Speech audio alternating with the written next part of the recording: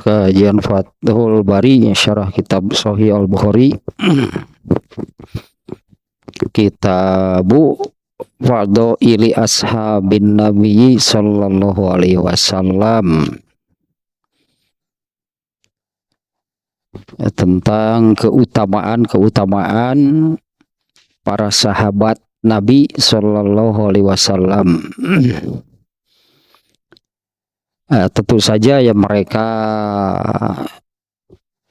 memiliki ya keutamaan karena mereka ini adalah manusia-manusia terbaik sepanjang masa. Ya, mereka ini manusia terbaik sepanjang masa, ya, seperti yang disabdakan oleh Rasulullah SAW, khairul quruni qarni. Nah, sebaik-baik manusia itu adalah zaman aku hidup.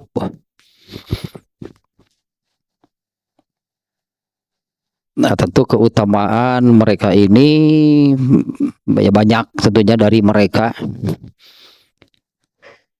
yang bisa dijadikan contoh, yang dijadikan suri toladan, panutan, karena mereka sudah jelasnya di antaranya kan 10 orang sahabat yang dipastikan masuk surga tanpa hisab.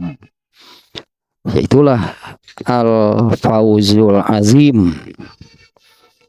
Itulah kesuksesan besar, ya, sukses yang sesungguhnya gitu ya. Dari manusia itu adalah masuk surga. Ya, apalagi kalau bisa masuk surganya tanpa hisab, nih, seperti mereka nih ya. Yang kemarin selesai keutamaan Umar bin Khattab. Ya, Imam Bukhari memasukkan 16 hadis ya tentang keutamaan Umar bin Khattab, dan bisa jadi ininya yang paling apa namanya ya, banyak sih, sangat banyak ya, keutamaan Umar bin Khattab sangat banyak. Di antaranya bisa disebut yang paling menonjol itu ya kesimpulan dari Ibnu Umar, anaknya sendiri ya. Setelah dia bertanya kepada salah seorang sahabat yang bernama Zaid bin Aslam. Nah, Ibnu Umar bertanya kepada Zaid bin Aslam tentang Umar bin Khattab, tentang bapaknya. Nah, setelah diceritakan oleh Zaid bin Aslam, Ibnu Umar mengatakan, aku tidak mendapatkan satu orang pun setelah Rasulullah Sallallahu Alaihi Wasallam yang lebih serius. Nah, ini di antara hal yang paling menonjol dari Umar bin Khattab. Ya, aku tidak menemukan setelah Rasulullah SAW satu orang pun yang lebih serius dalam hal beragama dan dalam hal kedermawanan. Itu kesimpulan Ibnu Umar ya tentang Umar bin Khattab. Ya, aku tidak menemukan seorang pun setelah Rasulullah SAW yang lebih serius dalam beragama. Padahal kan serius beragama itu jadi perintah oleh Allah. Mestinya semua orang demikian gitu ya. Allah mau yang memerintahkan demikian, ya, serius, bersungguh-sungguh itu di dalam beragama. Ini tidak boleh setengah-setengah, angin-anginan. Apalagi sampai seperti ini ya. Seperti yang Allah firmankan di salah satu ayat yang kurang lebih maknanya, janganlah kamu beriman di pagi hari lalu kufur pada sore hari. Nah, ini mencela gitu ya, menunjukkan tidak serius, berarti mencela, angin-anginan, setengah hati. Nah, itulahnya justru Allah itu memerintah semua sebetulnya ya, semua orang itu serius bersungguh-sungguh di dalam beragama. Nah, itu yang diantara salah satunya yang paling menonjol dari Umar bin Khattab ya. Karena kelebihannya sangat banyak, keutamaannya Umar bin Khattab itu sangat banyak. Nah, sekarang ini bab yang baru ya, berikutnya bab ke-7 dalam kitab Bu Fadhaili Ashabin Nabi, nya keutamaan sahabat Nabi Sallallahu Alaihi Wasallam. Nah, berikutnya sesuai dengan urutannya keutamaan, urutan apa namanya 10, ini 10 teratas berarti ini ya, 10 teratas itu 10 sahabat yang teratas terbaik, yaitu mereka yang dipastikan masuk surga tanpa hisab. Nah, dari urutannya nomor 1 Abu Bakar, ya, yang kedua Umar, nah yang ketiga yaitu Utsman bin Affan. Nah, sekarang tentang keutamaan sahabat Utsman bin Affan. Judulnya nih Imam Bukhari itu babu manaqibi Utsman ni Affan Abi Amrin al-Qurasyi. Ya, keutamaan Utsman bin Affan, sebutannya Abu Amr al-Qurasyi, orang Quraisy. Ya, radhiyallahu anhu, semoga Allah meridhoinya. Nah, kemudian ini masih judulnya, Imam Bukhari memasukkan hadis mu'allaq nih. Wa qala Nabiyyu sallallahu alaihi wasallam man yahfiru bi rumata falahul jannah fahafaroha Utsmanu.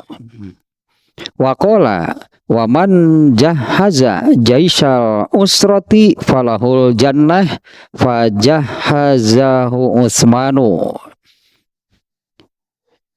Tadi bawah judul nih, artinya ini masih judul nih. Jadi judulnya ditambah dengan sabda Nabi, yaitu barang siapa menggali sumur rumah di sini bukan bahasa Indonesia, nama sumurnya ya, nama sumurnya rumah, maka baginya lah surga. Maka Utsman bin Affan menggali sumur tersebut. Dan Nabi bersabda, barang siapa membekali pasukan untuk berperang, maka baginya lah surga. Kemudian Utsman bin Affan membekali pasukan perang tersebut. Nah, ini tambahan judul ya. Nah, ini yang di apa namanya ya, di antara yang diangkat mungkinnya, yang ditonjolkan oleh Imam Al-Bukhari tentang keutamaan Utsman bin Affan. Ini 2 peristiwa ini. Satu terkait sumur rumah, satu lagi peristiwa Utsman bin Affan membiayai, ya, Utsman bin Affan membiayai perang ya, membiayai pasukan gitu ketika hendak berperang. Nah, ini hadisnya ya, lengkapnya dia pada riwayat Imam Ahmad nih, seperti ini hadisnya ya, terkait yang barusan ini. Nah, sebentar, dia sudah saya tandai nih hadisnya. Mana nih? Nah, hadisnya cukup panjang nih, ini saya baca terjemahnya saja nih ya. Dari mana nih?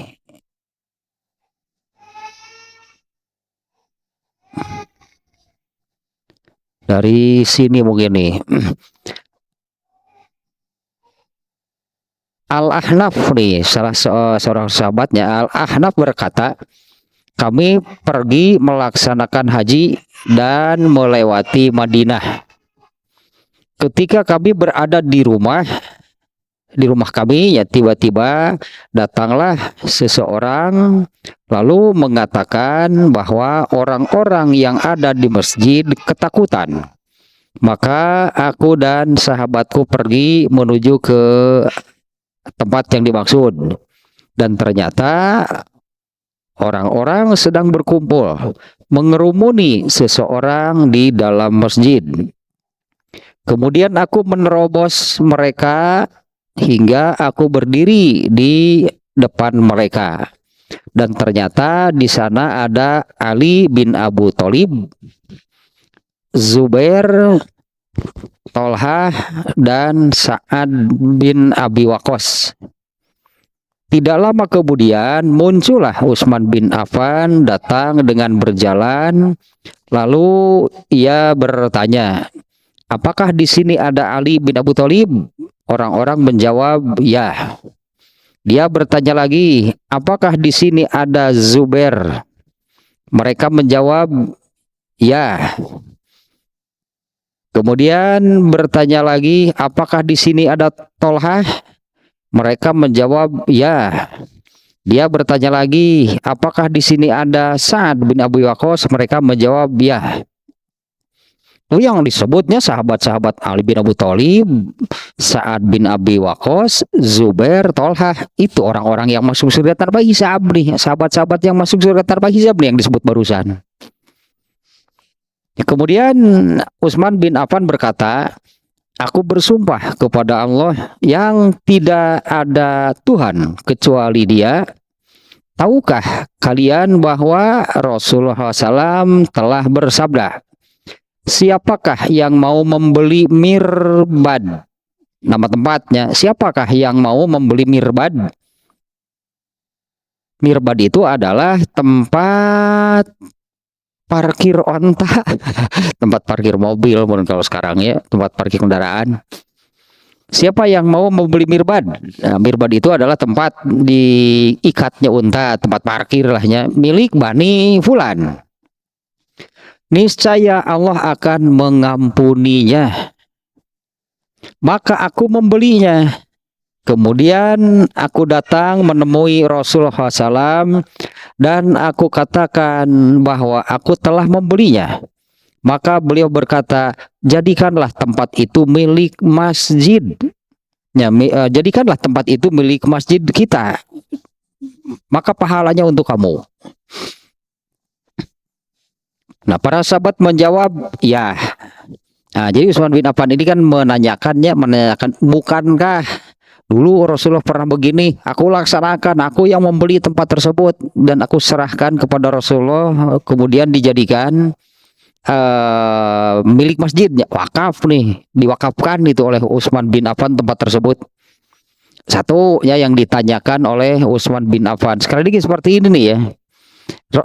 Utsman bin Affan datang kemudian menanyakan, Ali bin Abi Thalib ada nggak? Ada. Tolhah, Zubair, dan Sa'ad bin Abi Waqqas.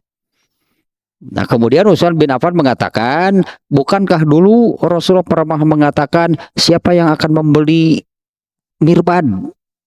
Saya beli. Kemudian aku datang kepada Rasulullah mengatakan, sudah saya beli. Kalau begitu serahkan gitu ya, tempat tersebut untuk menjadi milik masjid. Nah, kemudian Utsman bin Affan para sahabatnya, jadikan tempat itu masjid milik kita, maka pahalanya untuk kamu. Para sahabat menjawab, ya. Jadi benarnya kejadian tersebut. Utsman bin Affan membeli mirbad lalu diserahkan. Karena itu kan Rasulullah menyabdakan, ya, siapa yang membeli tempat ini, ya maka pahalanya baginya. Kemudian yang kedua nih, poin kedua, ya, Utsman bin Affan mengatakan, aku bersumpah kepada Allah yang tidak ada Tuhan kecuali Dia. Tahukah kalian bahwa Rasulullah SAW pernah bersabda, siapakah yang mau membeli sumur rumah? Kemudian aku membelinya dengan harga sekian. Lalu aku datang menemui Rasulullah SAW dan aku katakan bahwa aku telah membeli sumur tersebut. Kemudian beliau bersabda, jadikan dia sebagai sumber air minum milik kaum muslimin. Diwakafkan juga nih berarti nih. Ya, jadikanlah dia sumber air minum milik kaum muslimin. Maka pahalanya untuk kamu. Para sahabat menjawab, ya. Kemudian Utsman bin Affan berkata lagi, aku bersumpah kepada Allah yang tidak ada Tuhan kecuali Dia. Tahukah kalian bahwa pada hari perang Jaisul Usroh, ini perangnya perang Tabuk. Perang Tabuk nih ya, yang keperluan perangnya semua dibiayai oleh Utsman bin Affan sendirian.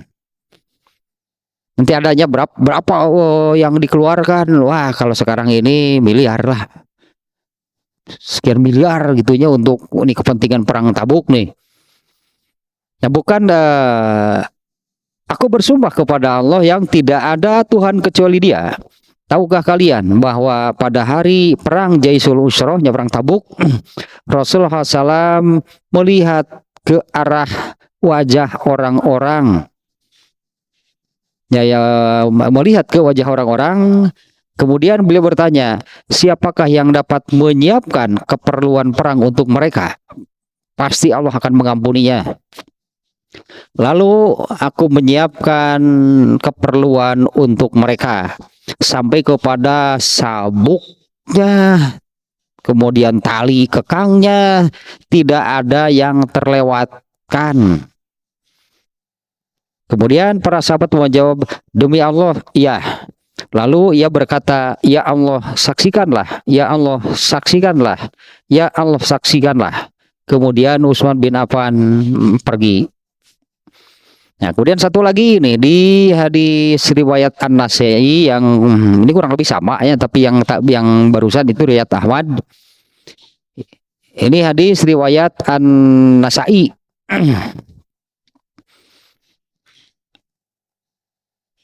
Ya sama lah yang tadinya kurang lebih, tapi kita bacalah terjemahnya dia. Al-Ahnaf bin Qais, ia berkata, kami pernah keluar untuk melakukan ibadah haji, lalu kami datang ke Madinah dan kami ingin melakukan haji. Ketika kami berada di rumah kami dan menambatkan kendaraan kami, tiba-tiba datang seseorang kepada kami seraya berkata, sesungguhnya orang-orang telah berkumpul di masjid dan mereka merasa kaget.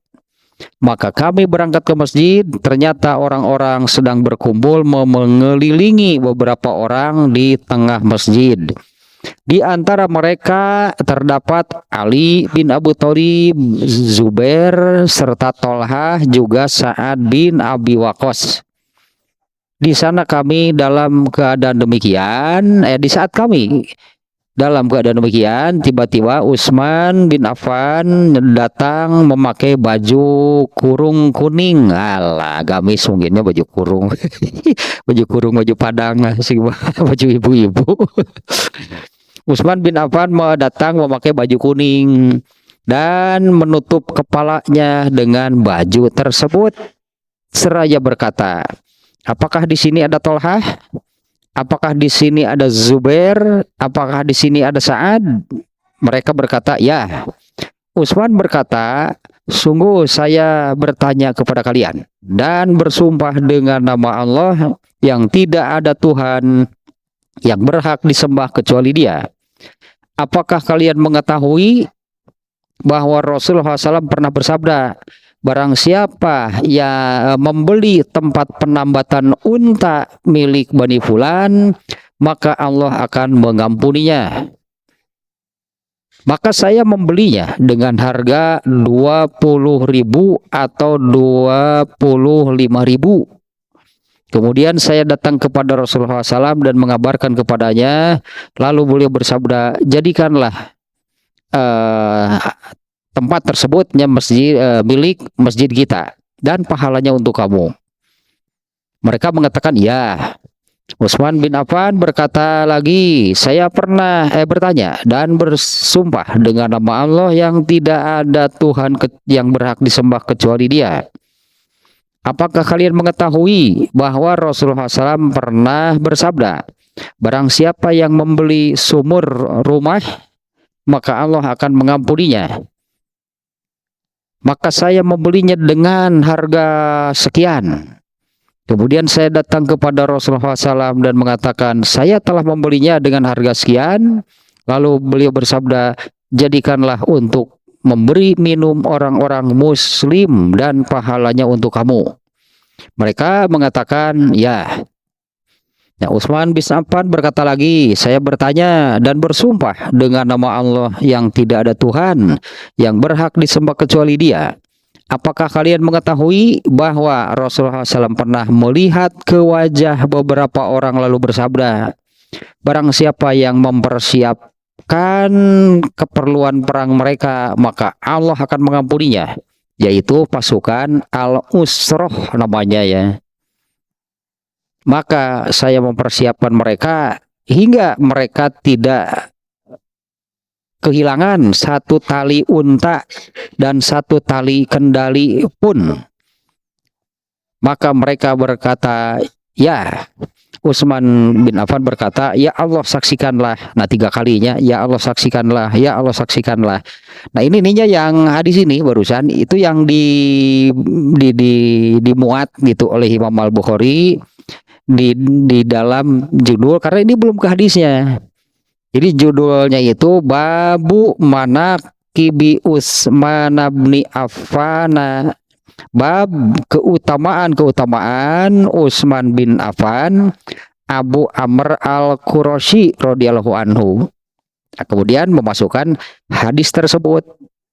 Nah, di dalam hadisnya itu ada 3-nya yang disebutnya. Utsman bin Affan minta persaksian para sahabat tadinya.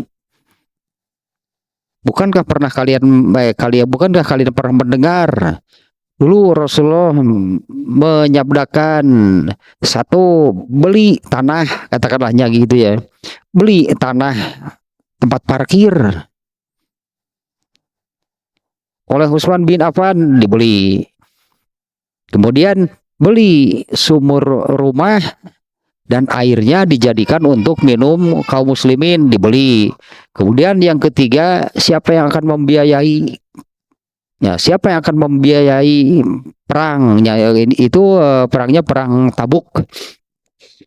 Nah, itu yang dimasukkan oleh Imam Al-Bukhari. Kalau sekarang kan apa namanya? Ternyata kan seperti ini. Yang pertama kan tentang tanah. Tempat mengikat unta itu tempat parkir lah sekarangnya, tempat parkir masjid.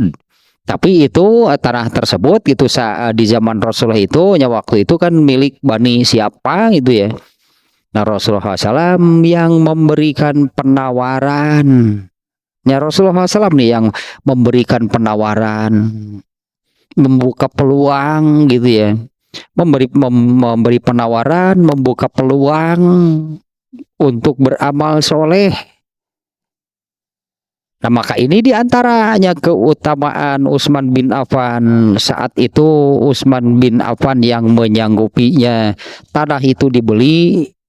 Setelah dibeli kan kemudian Utsman bin Affan datang kepada Rasulullah, saya sudah membeli tanah tersebut. Dan Rasulullah kan memerintahkan wakafkan, gitulahnya, wakafkan sehingga menjadi milik masjid, tanah masjid. Nah karena yang namanya masjid ya, yang namanya masjid itu harus wakaf. Wakaf itu sedikit sajanya. Yang namanya wakaf itu berhenti artinya. Nah wakaf itu salah satu bentuk ibadah maliyah. Wakaf itu ya salah satu ibadah dengan harta. Nah wakaf ini artinya kalau kita menjadikan sesuatu ini wakaf, artinya apa yang diwakafkan itu berhenti. Arti wakaf itu berhentinya. Ini yang dipakai gitunya kata wakaf untuk apa namanya, untuk sedekahnya, untuk sedekah tersebut.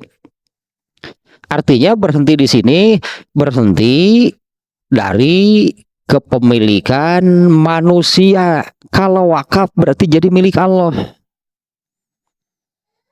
Ya, kalau wakaf berarti itu jadi milik Allah.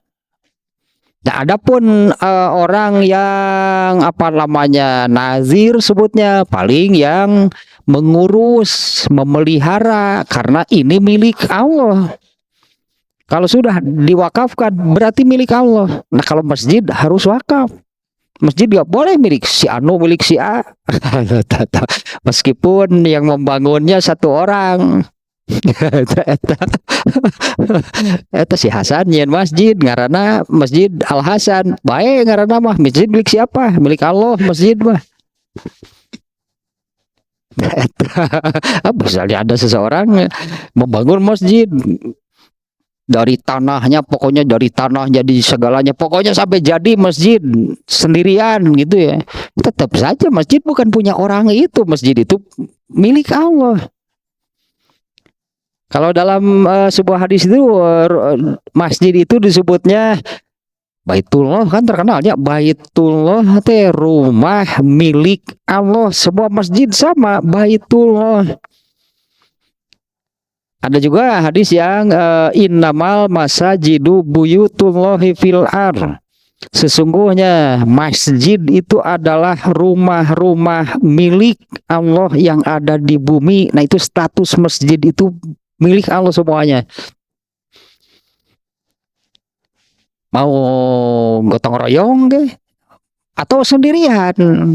Ya sendirian, misalnya orang yang ya punya uang banyak lah gitu ya, kemudian membangun masjid tidak tercampuri, itulah teka campuran dari membangunnya itu sendirian. Ya tetap saja rumah itu milik Allah, bukan milik orang itu. Ari ngaran mah nama masjidnya apa? Bae teu diaranan gitu na naon masjid mah. Ya tidak diberi nama juga banyak sebetulnya masjid yang tidak ada namanya. Statusnya itu milik Allah. Nah, ini diwakafkan. Rasulullah yang menganjurkan lah, tadinya menganjurkan membuka peluang gitulahnya untuk beramal. Nah, ternyata ini dilakukan oleh Utsman bin Affan. Nah, Masjid Nabawi sendiri itu kecilnya dulu pada awalnya. Masjid Nabawi itu kecil, sederhana ya. Waktu awal Masjid Nabawi itu dibangun, ukurannya kecil, bahan-bahannya sederhana, tiang-tiangnya dari pohon kurma, itu pun tiang dari pohon kurma di tanah tersebut. Karena tanah yang dijadikan apa namanya Masjid Nabawi itu ya, itu kuburannya kaum musyrikin. Nah, maka kuburannya dipindahkan dulu, kemudian pohon kurmanya ditebang. Nah, pohon kurma itu kayu-kayunya gitu ya, batang-batang pohon kurma itu yang kemudian dijadikan bahan untuk membangun masjid. Sampai Rasulullah SAW meninggal, kondisinya demikian, sangat sederhana. Bahkan pintu Masjid Nabawi tidak ditutup, nggak ada daun pintunya, jadi hanya ada, kalau bahasa Sunda malawang pantonya nggak ada. Sehingga di zaman Rasulullah SAW itu ke Masjid Nabawi itu banyak lalu lalang keluar masuk, ada binatang, ada kucing, ada anjing masuk gitu ya ke Masjid Nabawi. Nah, bahkan kan di hadis yang kemarin ya, diperlihatkan kepadaku amalan-amalan umatku yang baiknya juga yang buruknya. Sampai kepada hal kecil nih. Amal yang baiknya dari amal umatku itu adalah membuang duri dari jalan.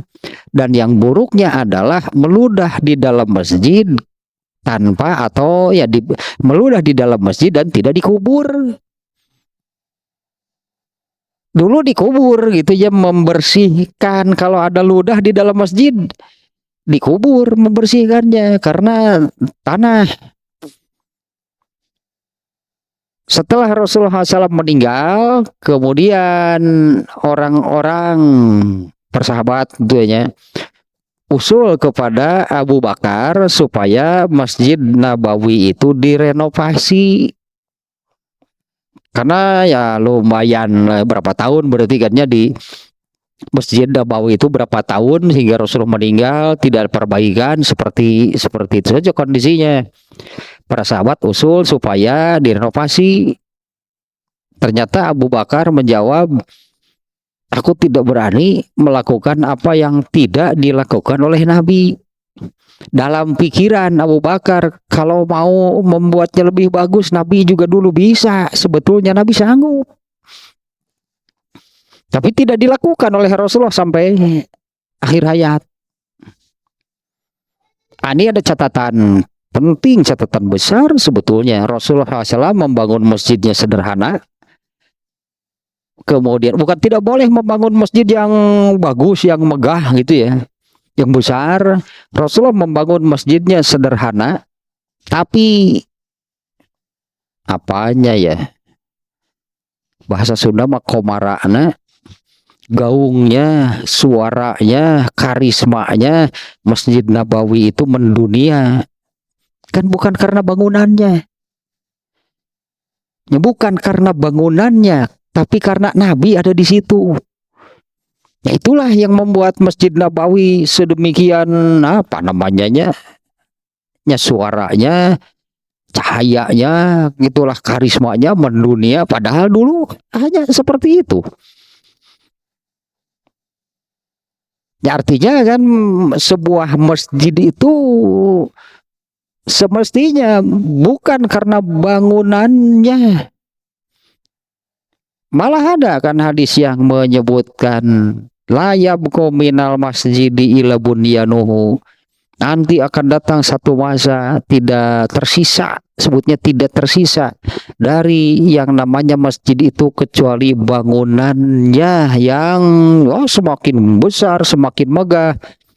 Wa huwa kharabun minas sunnah. Tapi masjid tersebut itu jauh dari sunnah. Jadi terkenalnya, karismanya bukan karena sunnah yang ada di dalamnya, bukan karena ilmu yang ada di dalamnya, tapi karena bangunannya. Ya iyalah, kalau begitu orang datang ke sana wisata, berarti bukan karena ilmu. Selfie dirinya tah jeung TikTok, ya rogen hareupeun masjid. Apaan kejadian ayeuna teh. Ini itu sudah disabdakan oleh Rasulullah. Seolah-olah kata Allah, bukan seolah-olahnya, Rasulullah itu ya inilah sunnahnya. Kalau bangunan itu sesederhana itu pun tapi terkenalnya luar biasa. Karena apa? Kan bukan karena bangunan, tapi karena di sana ada Nabi, di sana ada sunnah, di sana ada ilmu. Itulah seharusnya masjid. Ya cobalah bandingkan, ini kan realitanya dengan masjid yang baru di kita. Karena bangunannya kan, orang datang ke sana mau apa? Wisata, berfoto. Kemudian diupload, diberitahu kemana-mana, ke seluruh dunia gitulah. Karena kan sosmed bisa dibuka oleh seluruh dunia. Bahwa saya sudah ke sana. Mau apa? Main kaditu nanti. Nah, pika ayah kejadian kan, ada kejadian kan, anak umur 4 tahun jatuh, tenggelam dan meninggal 2 hari baru ditemukan. Kejadiannya kapan? Pasti ketika sedang banyak orang dan paciweuh. Budak leungit ti ujubar tah. Nah, itu yang kharabun minas sunnah gitu ya. Masjid itu jauh dari ilmu, jauh dari sunnah. Nah, Abu Bakar ya ketika setelah Rasulullah SAW wafat, para sahabat usul kepada Abu Bakar supaya Masjid Nabawi itu direnovasi lah gitu ya. Abu Bakar menolak, saya tidak berani melakukan apa yang tidak Nabi lakukan. Dalam pikiran Abu Bakar, Nabi juga mampu dulu kalau mau merenovasi, mau membangun masjid yang seperti apa. Tapi kan itu tidak dilakukan. Sampai selesai Abu Bakar menjadi khalifah, meninggal, orang-orang, para sahabat usul lagi kepada khalifah berikutnya, Umar bin Khattab. Coba ini masjidnya direnovasi, diperbaiki biar seperti apa. Umar bin Khattab menjawabnya, Abu Bakar saja gak berani, apalagi saya. Sampai Umar bin Khattab meninggal, Masjid Nabawi kondisinya masih demikian. Di zaman Utsman bin Affan, nah karena kondisi masjidnya sudah banyak mengalami kerusakan,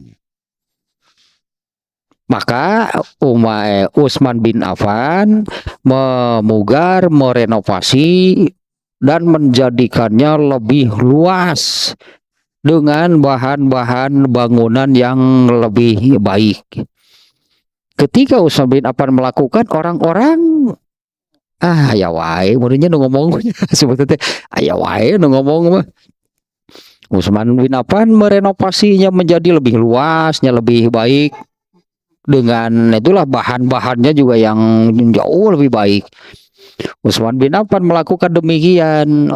Orang-orang mengatakan, kumaha ari Utsman bin Affan, Abu Bakar wae teu waniun, Abu Umar wae teu wani, cenah ieu mah ahlieur si Utsman bin Affan teh baheula mararentah yang dipugar, ayeuna dipengmugarkeun, ngomong keneh wae.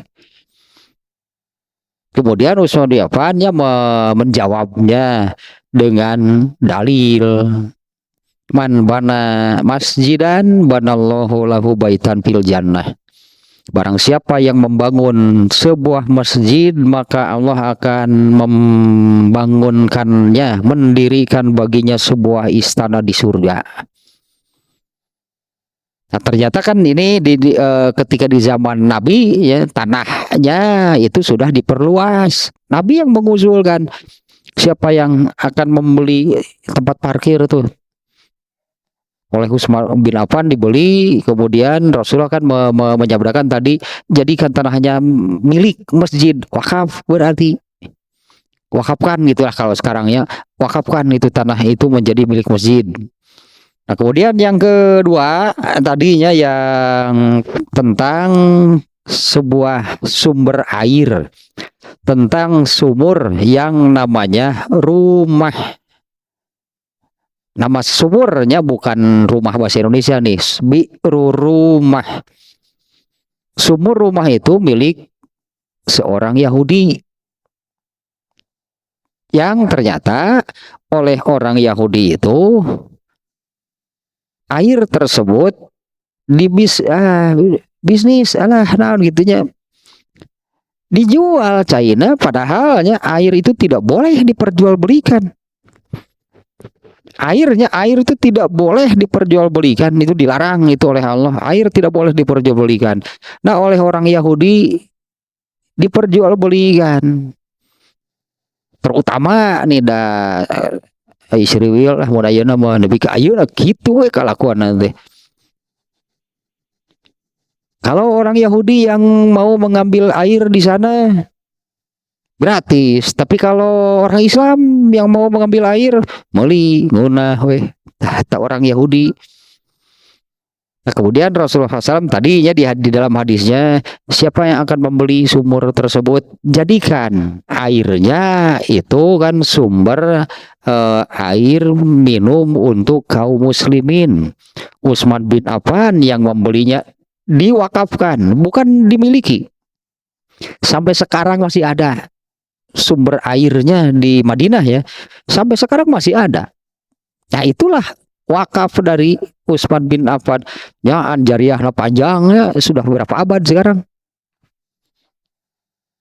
Ya, Utsman bin Affan ya membeli Masjid Nabawi, sebagian tanahnya wakaf Utsman bin Affan. Sampai hari ini kan Masjid Nabawi. Kemudian yang keduanya dari Utsman bin Affan itu adalah sumur rumah. Sampai sekarang nih masih ada, masih airnya masih dimanfaatkan olehnya. Madinah muslim semua. Sampai sekarang airnya masih digunakan, dimanfaatkan oleh orang-orang Madinah. Jariahnya sudah berapa abad coba sampai hari ini. Nah, itu jeli berarti Utsman bin Affan melihat peluang jariah. Ya, Utsman bin Affan jeli berarti melihat peluang jariah. Ini Rasulullah menyodor menawarkan. Andai Rasulullah itu misalnya, bisa nggak Rasulullah berdoa kepada Allah, ya Allah berilah aku uang untuk membeli sumur itu. Rasulullah itu bisa kalau mau. Ya, berilah aku rezeki misalnya, berilah aku uang untuk membeli sumur tersebut. Anggaplah dengan ini, kasihan nih orang-orang Islam kalau butuh air itu harus beli. Nah, Rasulullah bisa seperti itu. Tapi Rasulullah di sini kan membuka peluang beramalnya itu untuk orang lain. Nah, Utsman bin Affan yang jeli. Yang ternyata jariahnya sampai hari ini sumur itu masih ada, airnya masih dimanfaatkan oleh orang Madinah. Sudah 15 abadnya, sudah berapa orang yang meminum airnya. Jariahnya amat sangat panjang berarti. Nah, ini yang kedua. Nah, seperti itu kasusnya gitu ya. Kenapa Rasulullah menganjurkan supaya beli sumur tersebut? Padahal Rasulullah sebelumnya tidak menyebutkan untuk apa gitu ya. Rasulullah tidak menyebutkan. Rasulullah hanya memerintahkan demikian saja. Siapa yang akan membeli sumur tersebut, maka pahalanya, kalau di hadis yang Anasai tadinya, maka Allah akan mengampuni dosanya. Nah, ini peluang itunya yang ditangkap oleh Utsman bin Affan. Setelah dia membelinya, lalu dia mengatakan kepada Rasulullah, Rasulullah saya sudah membelinya. Kemudian kan Rasulullah mengatakan, wakafkan, itulah jadikan sumur tersebut milik kaum muslimin. Nah, milik Allah lah sebetulnya ya. Kemudian yang ketiga, Utsman bin Affan itu membiayai perang. Nah, di sini nih tentang yang ketiga, hanya Utsman bin Affan mengeluarkan atau menutupi lah biaya ketika hendak perang Tabuk.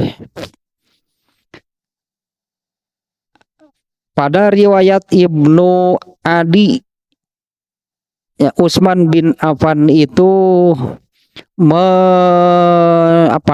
di sini ya disebutnya menyerahkan lah ya, membantu menolong. Utsman bin Affan membantu, menyerahkan, memberikan bisalah simiati bairin 300 ekor unta. Unta hijina sabaraha? Berapa harganya? 1 ekor unta berapa? Gimana asumsinya ya asumsinya ya. Jadi berapa besar gitu ya Utsman bin Affan mengeluarkan. Unta itu sebanding dengan 10 ekor kambing. Misi orang tapal harga unta, tinggal harga domba gitulah. Satu unta itu kalau untuk dijadikan kurban nih ya, itu bisa oleh 10 orang. Jadi asumsinya seekor unta itu sebanding dengan 10 ekor kambing. Nah, sekarang mungkin kita tahu harga kambing berapa? 5 juta benernya. 1 ekor kambing itu 5 juta. Berarti 1 unta deh kali 10, 50 juta. 1 unta harganya 50 juta. Lah Utsman bin Affan memberikan 300 ekor. 50 juta kali 300 berapa? Miliaran kan yang dikeluarkan oleh Utsman bin Affan. Itu baru untanya. Belum lagi kan tadi pokoknya lengkap semuanya, sampai ke pelananya, sampai tali tali kendalinya, pokoknya selengkapnya. Selain itu, Utsman bin Affan juga mengeluarkan uang. Bukan hanya untanya, tapi juga memberikan uang ya untuk keperluan perang itu sebanyak 1.000 dirham. Wah, semiliaran lah pokoknya mah. Pantas atunya pantas gitulah kalau balasan dari Allah itu masuk surga tanpa hisab. Ini untuk kepentingan Islamnya. Untuk kepentingan Islam, Utsman bin Affan itu berarti gak akan mikir dua kali. Bisa jadi di dalam pikiran Utsman bin Affan kurang gede ke Islam anger. Katakanlah demikian ya, ngerasa kurang gitulah kalau untuk Allah, untuk kepentingan Islam, biaya sekian itu belum seberapa dibandingkan dengan balasan dari Allah. Surga Firdaus, surga tertinggi, masuk surganya tanpa hisab, udah murah atuh cik orang teh, murah atuh sakitu mah.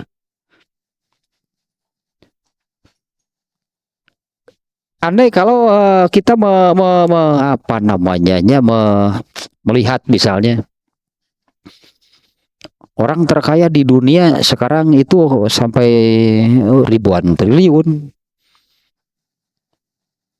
Ya ada yang tercatat, ada yang enggak lah. Contohnya ini misalnya yang amat sangat kaya itu Sultan Hasan Al-Bolkiah, sultannya Brunei. Nah, usah terus hitung lah, sarena dina duit sih eta mah da. Batur mah ranjang teh tina bosi tina kasur duit sih eta. Duit dipake herah. Sarena dina duit sih eta mah. Adiknya saja yang jauh, adiknya Sultan Hasan Al-Bolkiah itu jauh kekayaannya dengan sultannya sendiri. Hobinya koleksi mobil mewah dan mobil antik. Dia punya 5.000 unit koleksi mobil mewah dan mobil antik. Karena dipakai. Ada sanelieur sih kurang mbak, karena dipakai. Can ngagaji nu ngalapanana. Bae da boga duit sultan bebas. Gitu. Oh, sultan bebas.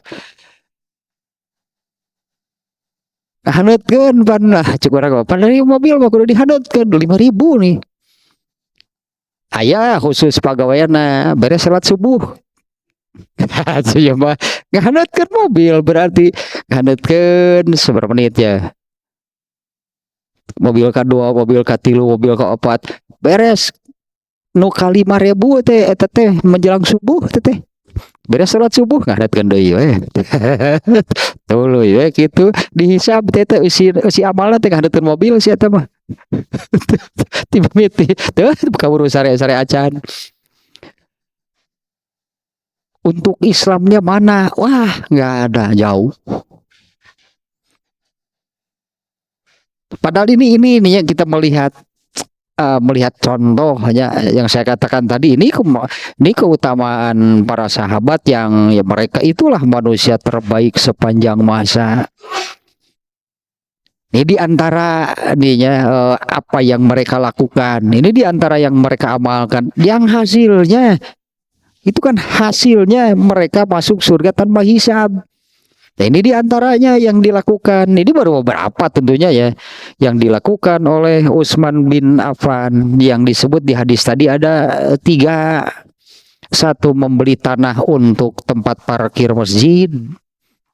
Yang kedua, membeli sumur yang kemudian diwakafkan karena sebelumnya pemiliknya Yahudi dan airnya itu dijual kepada orang Islam. Yang ketiga, wah ini jariahnya pun sangat panjang, yaitu membiayai perang Tabuk. Cek orang Sunda mah teka campuran, semuanya di apa namanya sendiriannya oleh Utsman bin Affan. Untanya, kemudian apa namanya uangnya juga ya. Ini di salah satu riwayat disebutkan demikian, yang Utsman bin Affan itu mengeluarkan 300 ekor unta dan atafiha bi alfi dinarin. Yaitu Utsman bin Affan itu mengeluarkan 1.000 dinarnya, bukan dirham. Dinar mah uang emas, kalau dirham mah uang perak. Jadi kalau dirham itu rendah gitunya. Dinar nih, uang emas entah berapa, berarti 1.000 dinar, sangat besar sebetulnya ya. Nah, karena Utsman bin Affan itu ya memang Utsman bin Affan Al-Quraisy, tadinya orang Quraisy. Dia ini apa namanya, orang Quraisy, masuk Islamnya sejak di Mekah. Dan Utsman bin Affan ini salah seorang sahabat yang mengalami hijrah 2 kali. Karena orang Islam itu hijrahnya 2 kali. Yang pertama hijrahnya ke Habasyah, ke Ethiopia. Nah, yang kedua yang itu apa namanya? Kalau hijrah yang ke Habasyah, Rasulullah belum hijrah. Rasulullah tidak ikut ke Habasyah. Nah, hijrah yang betul-betul apa namanya, Rasulullah SAW dan semua sahabat meninggalkan Mekah itu ke Madinah. Nah, Utsman bin Affan itu mengalami 2 kali hijrah. Nanti ada di hadisnya, itu juga jadi keutamaan. Ya, Utsman bin Affan itu mengalami 2 kali hijrah.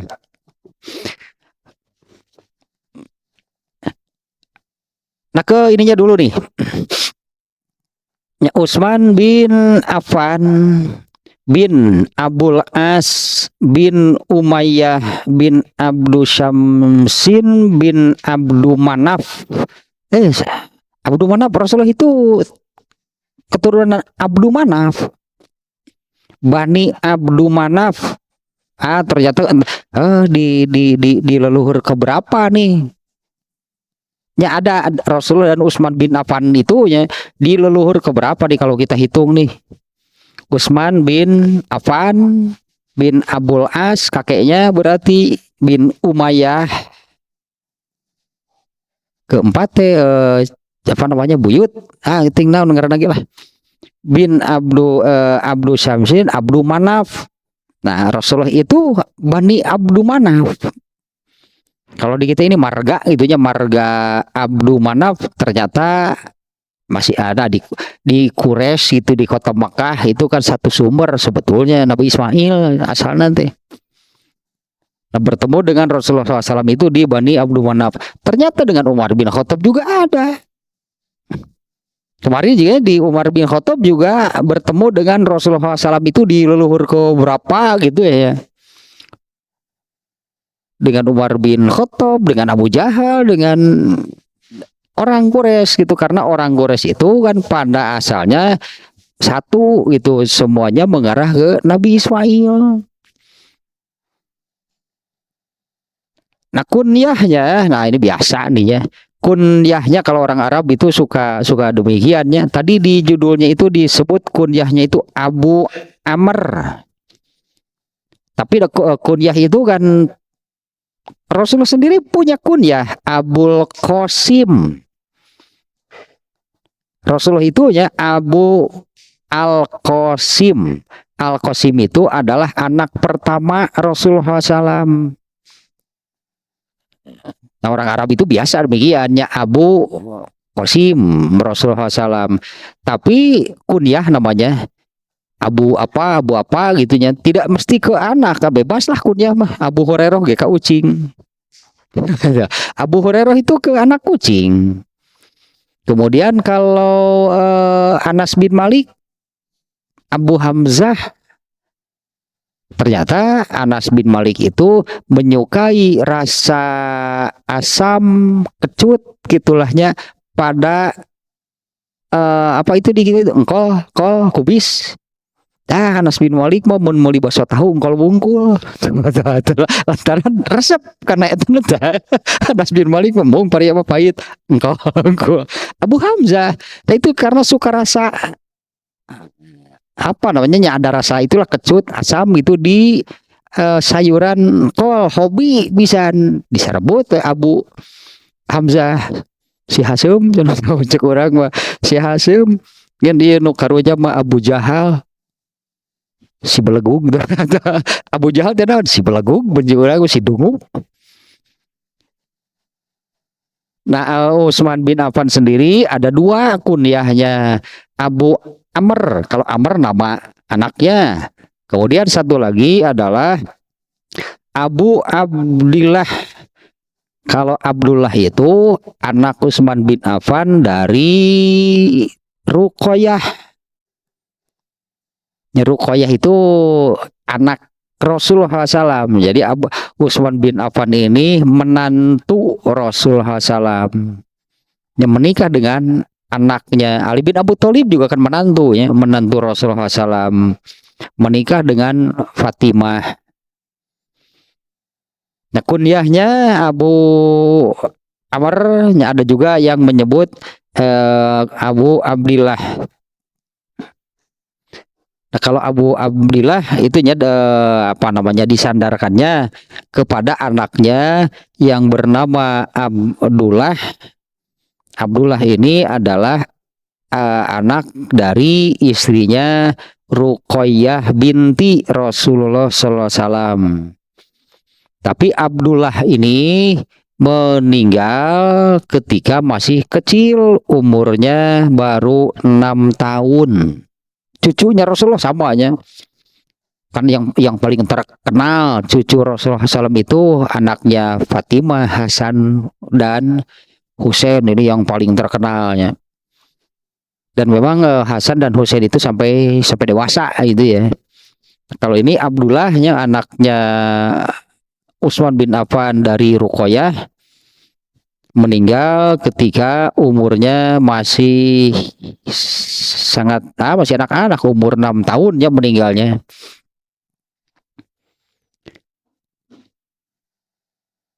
Wa matat ummuhu qabla zalika.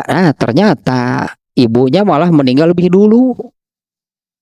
Sebelum Abdullah malah Ruqayyahnya dulu yang meninggal gitu ya. Abdullah meninggal umur 6 tahun. Nah, ternyata Ruqayyah itu meninggal 2 tahun sebelum Abdullah. Kemudian Utsman bin Affan itu dikenal dengan sebutan, ya di Arab ada kunyah manu, tadinya Abu, kalau perempuan Ummu. Di kita juga ada ya Umi lah gitunya. Kalau laki-laki Abu, kalau perempuan Ummu. Istrinya Abu Lahab juga punya kunyah Ummu Jamil. Atau ada ratu kecantikan atau Ummu Jamil mah. Ummu Jamil itu si cantik. Kemudian ibunya, saya lupa lagi lah kenapa namanya. Kalau laki-laki Abu gitu, kalau laki-laki kalau perempuan Ummu. Nah, Utsman bin Affan ini menikahi 2 anak kandung Rasulullah. Yang pertama Ummu Kulsum. Ummu Kulsum meninggal. Kemudian menikahi adiknya yaitu Ruqayyah. Adiknya Ruqayyah. Bahasa Sunda mah naon turun keranjang sebutan nanti istilah nantinya. Menikah dengan kakaknya, meninggal, kemudian menikahi adiknya. Nah, di mana Ummu Kulsum dan Ruqayyah ini sebelumnya itu adalah menantunya Abu Lahab. Sebelum menjadi nabi, Abu Lahab yang sangat mencintai dan membanggakan Rasulullah SAW. Tapi sebelum menjadi nabi ini ya, Abu Lahab mengatakan pokoknya anak-anak Muhammad tidak boleh menikah dengan yang lain, harus dengan anak saya. Itu karena sangat mencintai Muhammad.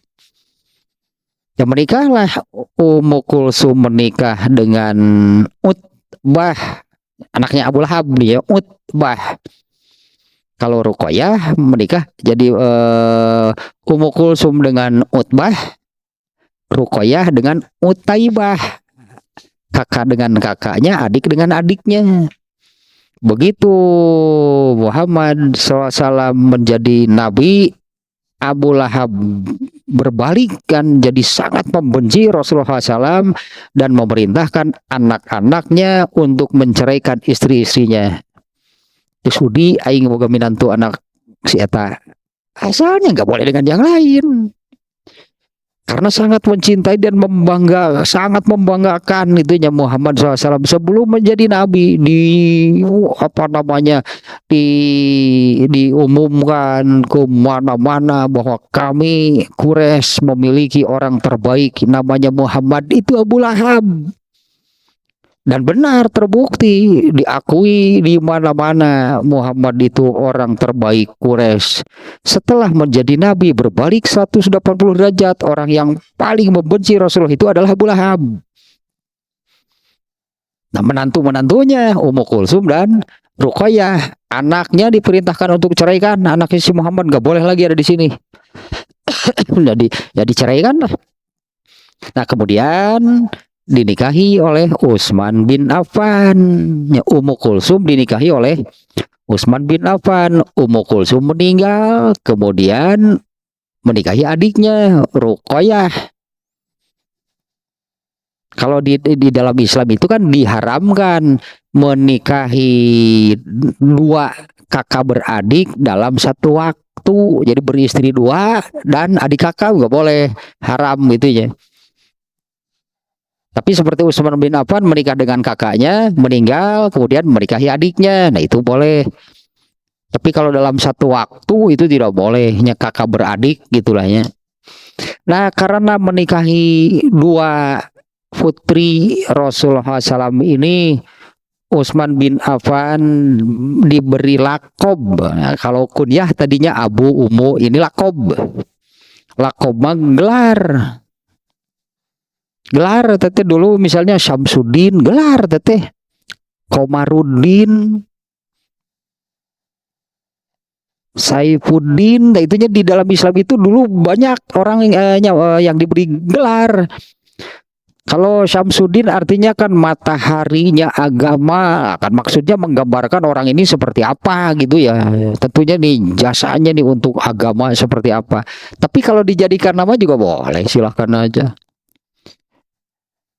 Ya nama jadi nama gitu, bukan gelar. Nama sekarang banyak nama yang itu adalah gelar gitu asalnya.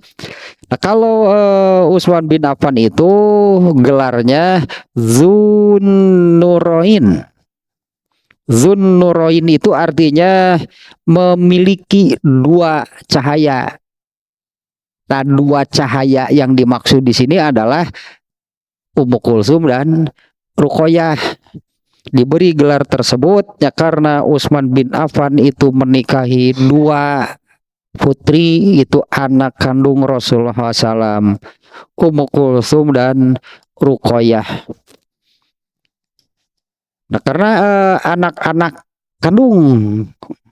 kandung Rasulullah SAW itu semuanya ada 7.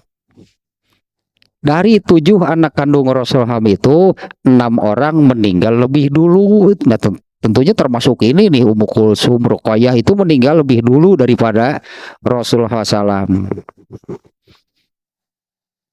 Yang tersisa 1 berarti yaitu Fatimah. Kalau Fatimah meninggalnya setelah Rasulullah. Ada ini kisah cerita sedihnya tentang ini nih, di luar tentang Utsman bin Affan nih ya. Ketika Rasulullah SAW sakit berat yang kemudian meninggal, Utsman bin Affan itu Rasulullah SAW memanggil Fatimah, kemudian berbisik,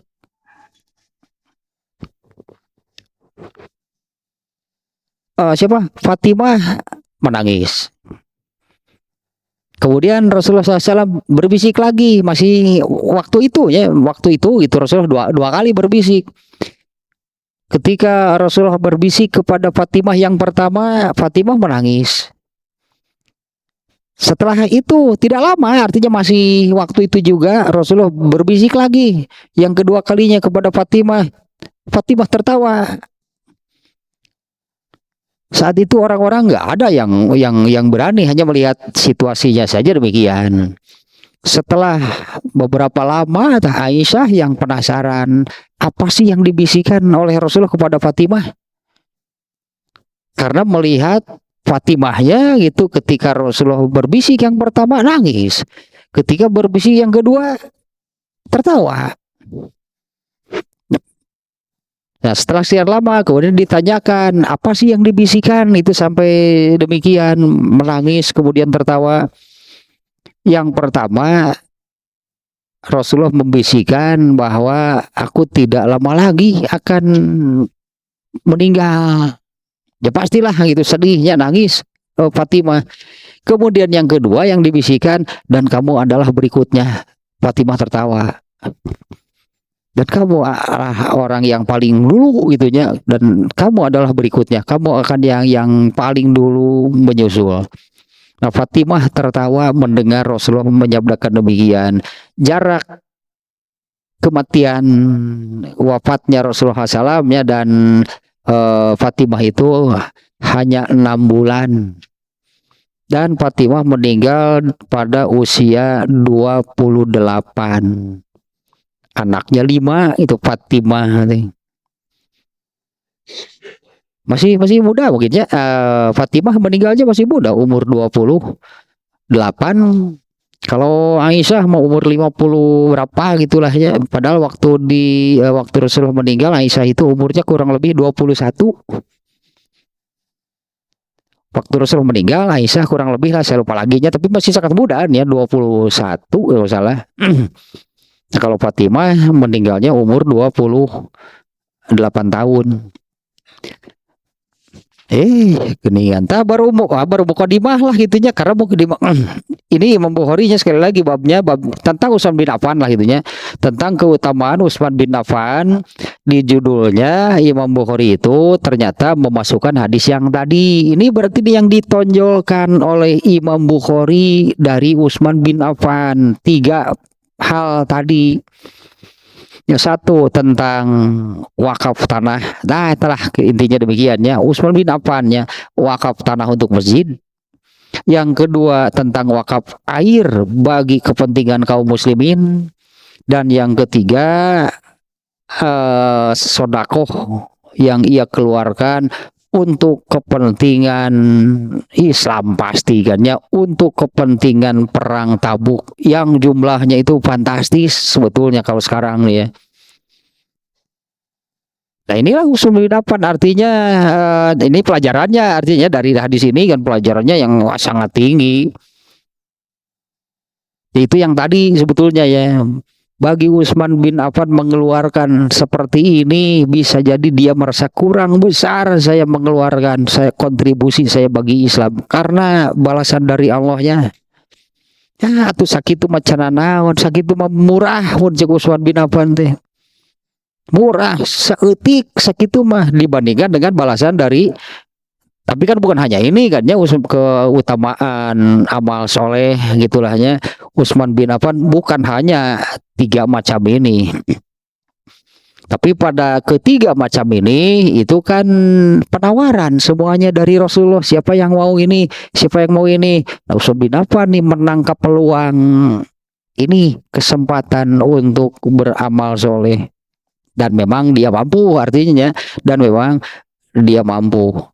Semuanya untuk kepentingan Islam, wakaf tanah untuk masjid, wakaf air untuk kepentingan kaum muslimin, dan sodakohnya, infak sodakoh mengeluarkan harta untuk kepentingan perang. Tentu kan ini perangnya untuk kepentingan Islam. Hasilnya aduh tak iya hasil dapan hari orang hari hasil lah yang siga itu nanti hayang masih segera tanpa hisab. Ya iyalah, siapa yang nggak mau hari hasil lah yang siga itu hari amalnya. Ayo jangankan harus seperti Utsman bin Affan ataupun gitu mah,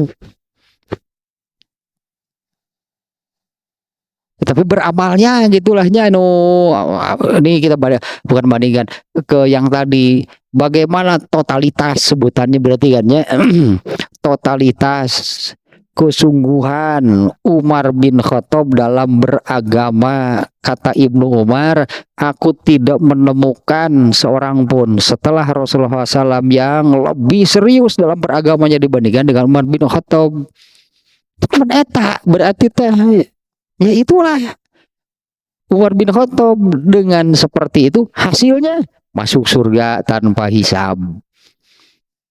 Nah ini Utsman bin Affan kan contoh lain berartinya yang masuk surganya tanpa hisab. Ini kan baru beberapa yang disebut, baru 3 hal itulah tentang Utsman bin Affan yang disebutkan di dalam hadis tadi.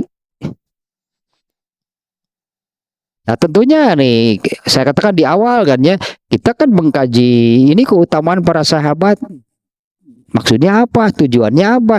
Banyak dari mereka yang bisa dijadikan suri toladan. Banyak dari mereka yang bisa dijadikan contoh. Mereka ini panutan yang sesungguhnya. Ya yaitu mereka ini apa namanya, ada orang-orang yang ya, manusia terbaik sepanjang masa. Terutama yang 10 orang ininya yang sudah dipastikan masuk surga tanpa hisab. Ya inilah panutan, inilah suri toladan. Ikuti meskipun dengan level yang nggak akan sama dengan mereka, nggak akan terkejar biar bagaimanapun.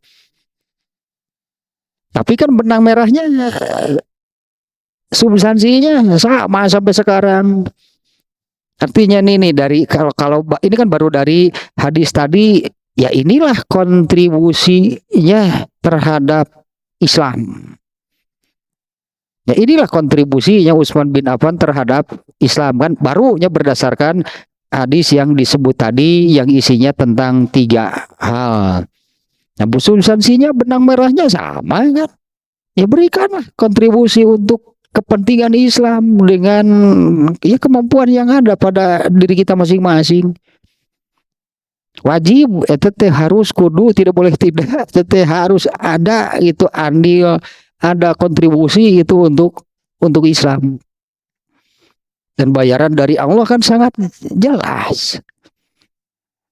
Tentu dengan tadinya levelnya nggak akan sama, nggak akan ada yang menyamai mereka artinya para sahabat. Terserah baru mau kodimah berarti tanya belum ke hadisnya. Nanti ini di dalam bab keutamaan Utsman bin Affan ini Imam Bukhari memasukkan 5, hanya 5, ada 5 nih hadisnya nih ya. Nah, kalau tadi baru itu hadis juga tadinya yang 3 hal tentang Utsman bin Affan, tapi itu bukan riwayat Al-Bukhari. Imam Bukhari memasukkan hadis tersebut menjadi judul. Ternyata hadisnya itu ada pada riwayat Imam Ahmad dan An-Nasai-nya yang menerangkan tadinya 3 hal tentang ya terkait dengan Utsman bin Affan.